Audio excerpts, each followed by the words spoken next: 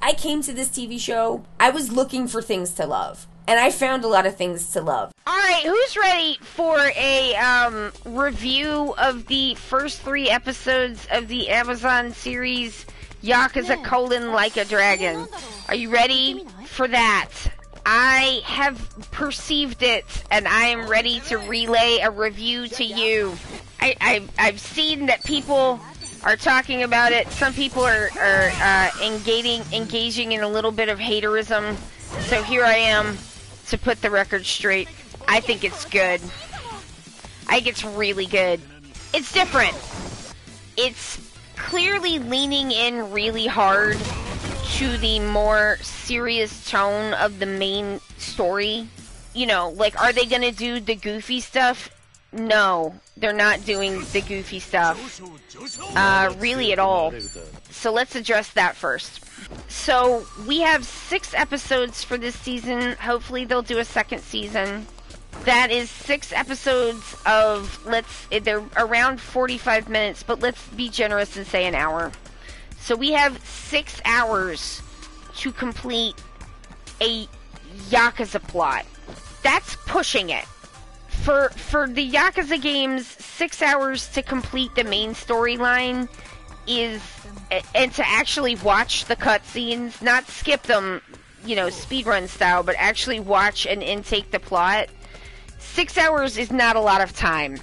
Several of the Yakuza games, one presumes, would have more cutscenes in their main storyline than 6 hours. It is the time, almost always, outside of the main plot, where you would be able to experience the goofy tonal shifts that everyone loves so much. But the thing is, they don't have time for that. In order for the tone shifts to work, you need more time than 6 hours. The amount of time that I generally spend with a Yakuza game is, let's see how long we've been playing this, 205 hours on just the stream. That's not including stuff that I just didn't do. The reason why the tonal shifts work, and I think they work really well, is because you get a lot of time with Kiryu before you see him being serious a lot of times. In many of the games, you may have an intro section that you have to do, but very quickly you get to the point where you're allowed to kind of run around and do whatever you want, and then you get to spend time with Kiryu if you want to, and do things where he gets to be goofy, and there's side story stuff. And the shift of those things work because each thing works with the other. And I just don't think that would work outside of video games. I think you can do large tonal shifts. If they had 200 hours of TV, then they sure could do that. If they had 30 hours of TV, they could do it some. I just think it would be, with the amount of time that they have and how complicated the first Yakuza game plot is, if they thought that they didn't have time to do these things, I think that probably was true and was a good choice. I think it was smart. Next thing, let's talk about characterization. Okay, so characterizations, I like it a lot. I think the actor playing Nishiki is an absolute standout. Because Nishiki in this story kind of has more to work with from an acting perspective. I think from the perspective of an actor, Nishiki is a role that gives you a lot to chew on. Because he starts out in the story as almost Kiryu's, in this version of the story, almost Kiryu's sidekick. You get to see them together somewhat at Sunflower Orphanage. Nishiki is insecure. You see him in some very, weak moments for him. You get to see him kind of, losing control. And Kiryu kind of starts out as a bad butt tough guy. We have not seen the transition that he's gonna make yet. Because Kiryu, in this version, is the version of Kiryu that we see in Yakuza 1 before Haruka. The one where he's a little meaner. Kiryu before Haruka is pretty closed off as a person. But you can't be closed off like that when there's a child involved. They need you. And Kiryu, his most, like, strengthiest strength is in, like, being the person that somebody needs. Yakuza's soap opera, then maybe they would have enough hours. I mean, I think they did really well with what they have, but what they have is shorter. And so, and it's not a video game, which, I mean, it sounds kind of silly to say that, because, like, yeah, obviously it's not a video game. But I think it's important, because some of what people love about the Yakuza series is their, like, intrinsic video gaminess. They're very video gamey games.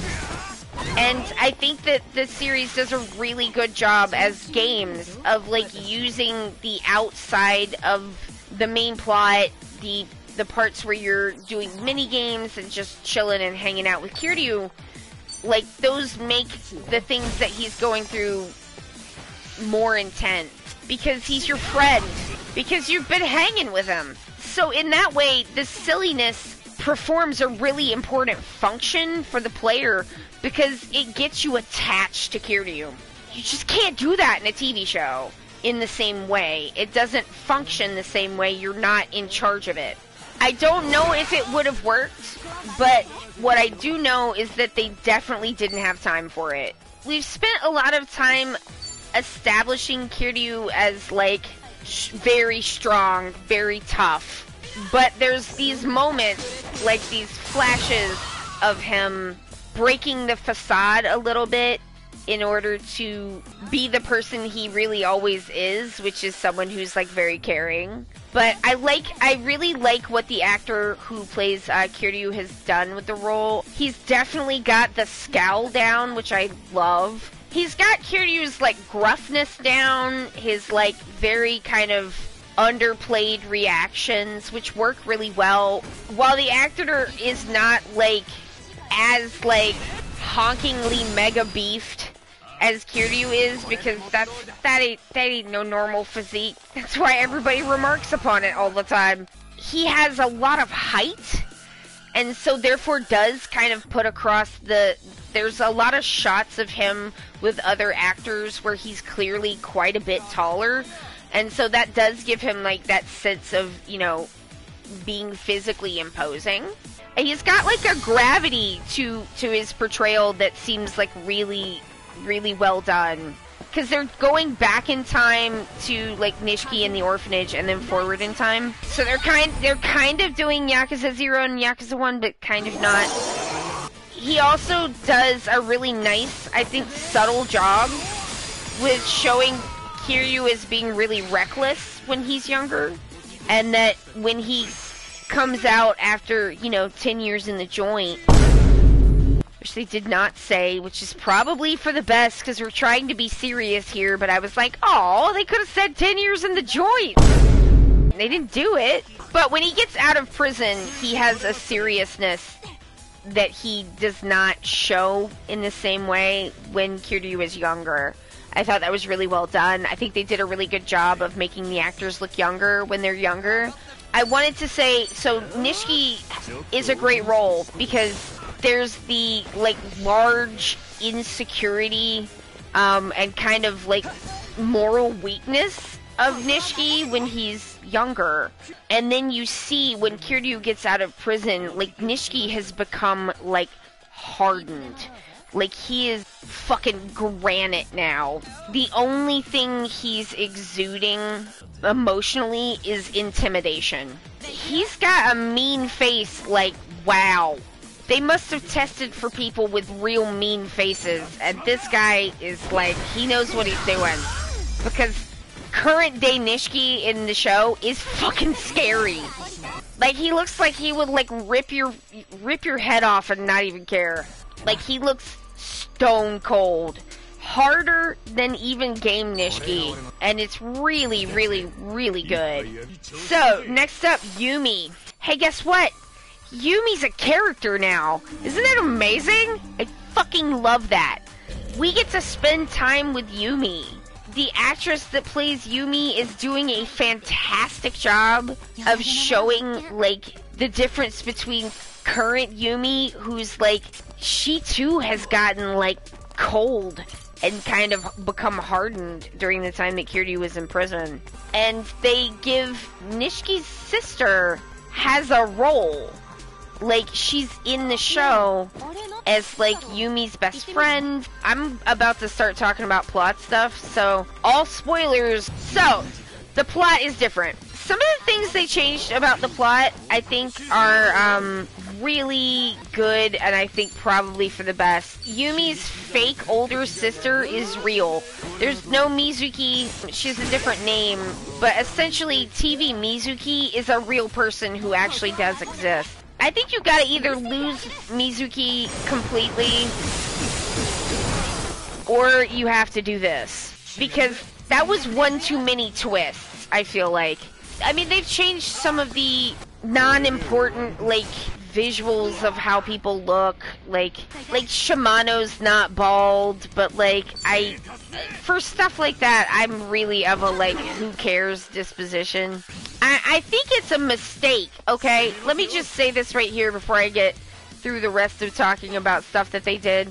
I think it's a mistake for Yakuza fans to get online and make a big honkin' deal about the changes between the TV show and the game. I think it's strategically a mistake. If people watch the show and they like it, they might pick up the games. More people playing the games means more games. It means the series keeps going. I mean, it's fine. It's doing fine. But, like, we should want it to do better, because the better it does, the more we're guaranteed to keep having it. If they get more money by licensing the series for longer to Amazon, then that means more games, because the games look successful. I'm not saying you can't complain if you don't like things. You can complain as much as you want. I'm not the boss of you, and I can't make you do anything. I'm just some bitch on the internet. It's just much more welcoming to new people, I think, to be, like, just more, I guess, positive about things. And not keep saying that the latest, like, game sucks when it clearly doesn't. Like, this game does not suck. I mean, I feel like the Yakuza fandom is the luckiest fandom on the internet in some ways, especially the luckiest video game fandom. We get new games every year, and they're good. They're really good. They're not broken. They're good. Every year we get new games. Who else gets that besides people who are into Madden? Nobody.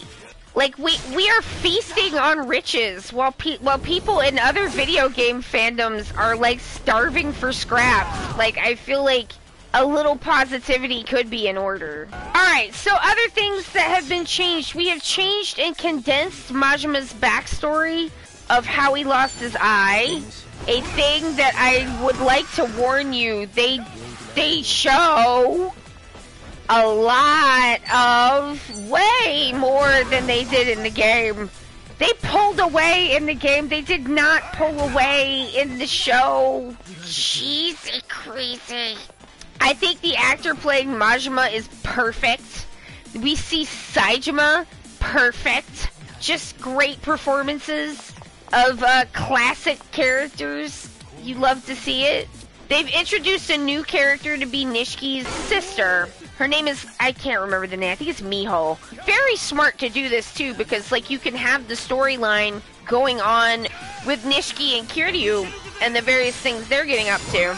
But you can also have the kind of parallel storyline of Yumi and Miho. And so Yumi gets somebody to play off of, somebody to be her Nishiki, her best friend.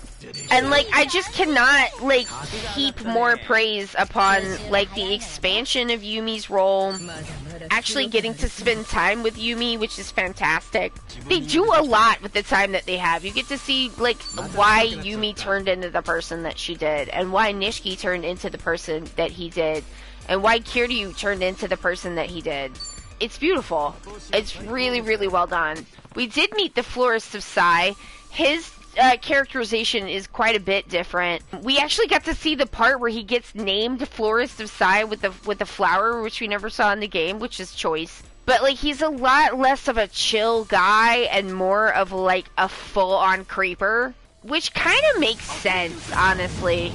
He's got, like the entire city on, like, voyeurism, like, surveillance. Like, it is weird. And Yumi even is like, this guy's gross. And I was like, oh, that's kind of nice. Like, yeah, it's weird that you do this, man. But, like, the Florist of Sai has gotten Kiryu to agree to a cage match, so all is as it should be. Kiryu's fighting is excellent. Absolutely excellent. They've given it a little bit of a John Wick kind of flavor. In the Florist of Sai's office, he has a bunch of tank top tattoo aunties, like, running the surveillance cameras and, like, calling out things for him, like the phone operator ladies in John Wick. It's pretty cool. So, like, in addition to giving some of the scenes this kind of, like, John Wick touch, like, hyper reality, which is really cool, they also have given Kiryu this, like, absolute, like, brutal fighting style. It's incredible. Like, the fights, it's not, like, chock to the brim full of fight scenes, but the fight scenes that they have are incredible. They're really good. The fights that Kiryu has look brutal, like they should. Haruka is there! We meet Haruka, but this universe's version of Mizuki, like, Yumi's sister, like, really is Haruka's mom. But we've met Haruka. Oh, additionally, they've added a, like, Judgment-style serial killer who carves pentagrams into people, so that's there too. So, like, they didn't go in the, like, what-if goof direction, but they are escalating, if you know what I mean. And, like, I feel like the Yakuza way is to continually escalate, and that this is in the spirit of that. It's the kind of thing that you could absolutely recommend to a friend of yours that's like, I don't know about this video game series, but, like, might be into, like, action movies or John Wick movies or, like, any kind of, like, gangster, like, action movies. It's got, like, a real nice core with that, and so you could definitely recommend this as a regular TV show to someone you know who likes those kinds of things, and you wouldn't have to be like, hey, it's like, you know, there's a game series, but, like, it's still, you know, like, no, it's just good. It just is good, and if you wanted to recommend it to somebody, you wouldn't have to caveat it at all. You could just be like, there's this thing, it's good, you should watch it, I know you like XYZ kind of thing, this is right up your alley. And maybe that person might then become interested in the video games. And then they can have the same fun time that we've all been having. All in all, if you have Amazon Prime and you like Yakuza games, you should give it a watch. Expect the tone to be serious, because it is, but if you approach it as being its own thing, which you should, then I think you could really enjoy it. If you are someone who just likes action movies or gangster movies, this might be your thing. And it's short, so it won't take you too long to find out. That's it. I think that's kind of all I had to say about it. Oh, I think it looks really good, too. There's something just, like, immaculate about getting to see, like, the real locations that the game locations are based on. Always. Like, it's so choice every time. I did also have to watch it with commercials because Prime's gone to having commercials unless you want to pay more money, and I do not want to pay them more money, so I think it is one of the best video game adaptations I've seen. It is, like, up there with the Dungeons and Dragons movie with Chris Pratt, which is quite good, and if you haven't seen that, it's great. And also the Ace Attorney movie that Takeshi Miike did, which until now I was like, man, they can't do it better. I mean, we should be very pleased, I think, as a fandom, because the historical outcome from, like, TV shows and movie people trying to make video games into their thing has been pretty rough. Like, we've gotten some really rough misunderstandings, just stuff that just doesn't work. Like, there have been some really bad video game movies. hello, we're playing Dead Souls now. I have now seen the end of the Amazon TV show. I think I also wanted to say that I came to this TV show, I was looking for things to love. And I found a lot of things to love. And that's the perspective that I'm coming from. I found a lot of things to enjoy. I found it an enjoyable experience. I liked it a lot. I think it wraps up well. They do continue to escalate through the last 3 episodes. I'm not going to completely spoil the ending, so I'll just keep it a little bit generic. They changed Nishki's story. I thought the way that they changed it was really good. They gave him a reason to kill Dojima that didn't actually necessitate Yumi being sexually assaulted. So if you're concerned that you might end up seeing some like sexual assault, it's not there. They changed that part. And I'm glad that they did, because I don't want to see that. So, and I didn't have to. So I was pretty grateful for that. I think it was a good ending. I think it was strong. This second half is the part where Majima calls Kiryu-chan, and they translate it as Kiryu baby, and it's perfect. It kind of takes a little bit of a visual turn into a more surreal angle with the visuals that I thought was like kind of cool and interesting. But all in all, I really liked it. I stand by that. I recommend. If you don't like it, that's okay. But I did. The end.